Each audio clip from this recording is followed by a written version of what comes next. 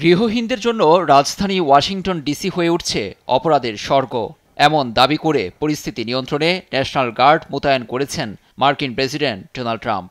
শহরের গুরুত্বপূর্ণ স্থানে দেখা যায় ন্যাশনাল গার্ডের সদস্যদের।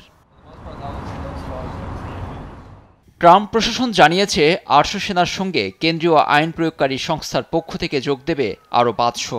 মার্কিন প্রেসিডেন্টের এমন কর্মকাণ্ডে সাধারণ মানুষের মধ্যে বাড়ছে অসন্তোষ।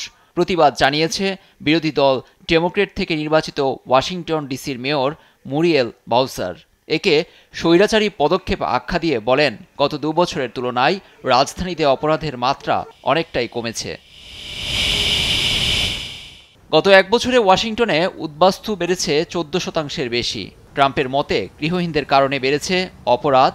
সেনা মোতায়েনের ঘোষণার পরই আটক হয়েছেন বেশ কয়েকজন।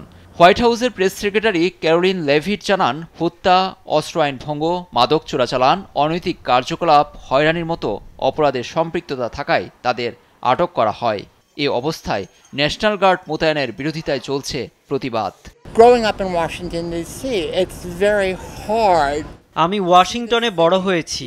এখন ডোনাল্ড ট্রাম্পের এমন কর্তৃত্ববাদী আচরণ প্রত্যক্ষ করা আমার জন্য সত্যিই দুঃখজনক। সবাই এ নিয়ে ভীত।